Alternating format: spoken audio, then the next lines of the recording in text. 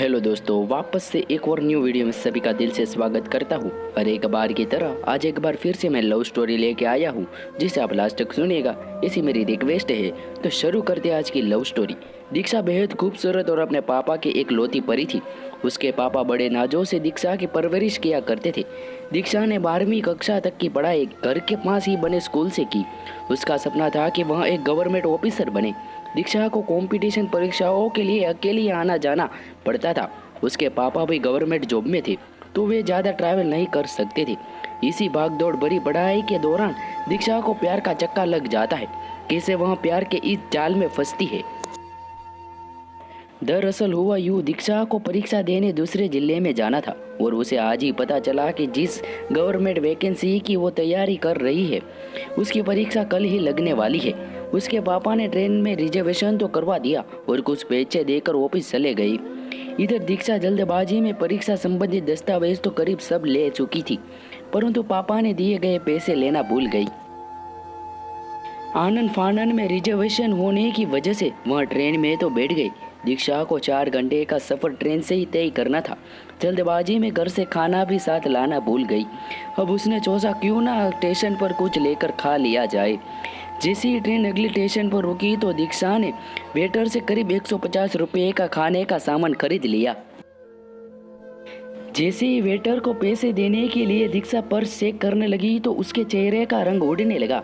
Purse में सिर्फ कुछ सिक्के थे और एक 10 रुपये का नोट रखा था। दीक्षा को याद आया कि पापा के दिए पैसे वह पर्स में रखना भूल गई और वह पैसे घर ही रह गए। उसे खुद पर काफ़ी गुस्सा आने लगा। इतने में वेटर ने कहा, अरे मैडम जल्दी कीजिए, मुझे देरी हो रही है, ट्रेन चलने वाली है। दीक्षा जल्दी पर्स के सभी जेब करीब 5-6 बार चेक कर चुकी थी। इतने में वेटर के मोबाइल पर 150 रुपये का फ़ोन पे मैसेज बजा। वेटर ने कहा, मैडम आपके पैसे आ गए। दीक्षा ने कहा, अरे भैया क्यों मजाक कर रहे हो, पैसे घर पर भूल गई हूँ और अब क्या करूँ। वेटर ने कहा, पर मुझे फ़ोन पे पर आपके 150 रुपये मिल गए हैं, मैं चलता हूँ। दीक्षा सोचने लगी, वह कैसे हो सकता है। भगवान को धन्यवाद करने के लिए अपना सिर ऊपर किया तो एक खूबसूरत सा लड़का फ़ोन पर दीक्षा को फ़ोन पे पेमेंट का स्क्रीनशॉट दिखा रहा था। दीक्षा ने कहा, क्या मेरे 150 रुपये आपने पे किए हैं, पर कैसे।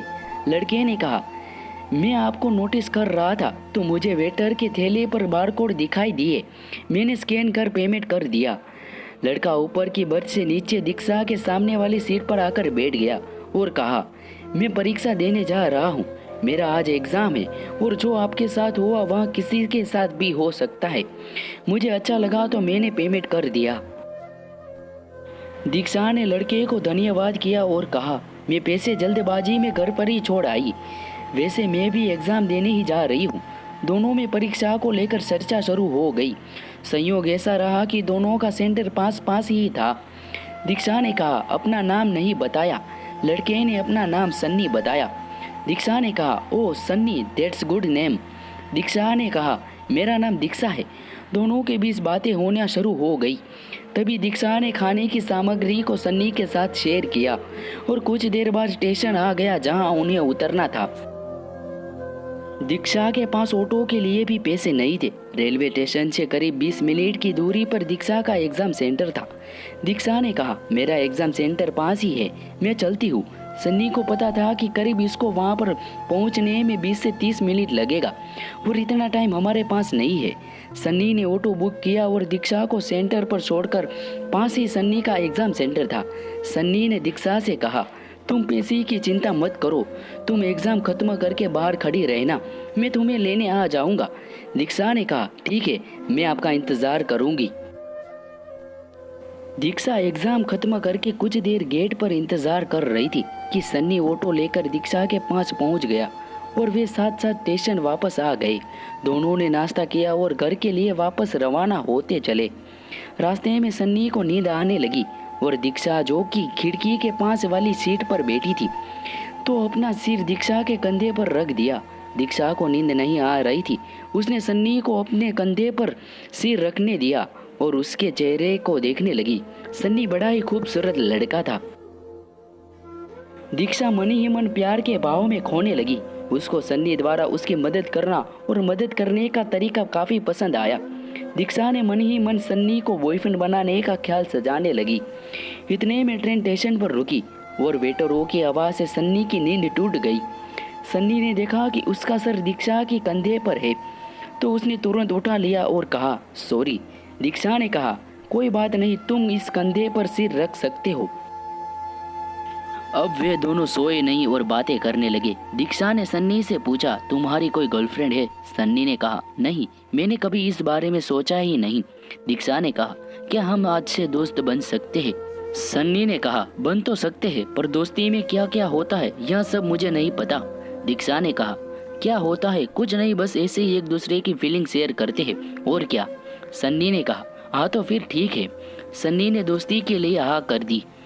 दीक्षा ने कहा, मुझे तुम्हारा फोन पे नंबर दे दो, घर जाकर पेमेंट कर दूंगी। सन्नी ने कहा, कौन सा पेमेंट? नहीं नहीं, दोस्ती में तो यह सब चलता है। दीक्षा ने कहा, अरे अभी तो पूछ रहे थे दोस्ती में क्या क्या होता है और अब मुझे दोस्ती का पाठ पढ़ा रहे हो। इस बात पर दोनों खूब हंसने लगे। दीक्षा ने कहा, तुम बहुत एडवांस हो।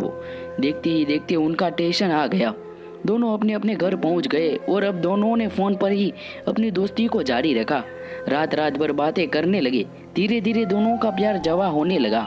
उन दोनों ने खूब मौज मस्ती करना शुरू कर दिया। दोनों एक ही समाज के थे तो उन्होंने इस दोस्ती को पति पत्नी के बंधन में मजबूत रिश्ता बना लिया। इन दोनों का प्यार का संगम फोन पे के नाम से जाना जाने लगा और इस जोड़ी को सभी लोग फोन पे लव स्टोरी के नाम से पहचानने लगे। तो दोस्तों, इस कहानी से हमें इतना सीखने को मिलता है कि हमें हर एक इंसान की मदद करनी चाहिए। जैसा कि इस कहानी में एक लड़के ने एक लड़की की मदद की और इनका अंजाम क्या हुआ, तो आप देख ही सकते हैं कि आप जिसकी भी मदद करते हो उसका फल आपको ज़रूर एक दिन मिलेगा। तो दोस्तों, वीडियो कैसी लगी कमेंट करके ज़रूर से बताइएगा। मिलते हैं ऐसी एक वीडियो के साथ दोबारा, तब तक अपना ख्याल रखिएगा। जय हिंद, जय भारत। दोस्तों, वीडियो पसंद आई हो तो लाइक का बटन जरूर से दबा देना। चैनल पे नहीं आया हो तो सब्सक्राइब जरूर कर देना। नोटिफिकेशन भी ऑन कर देना।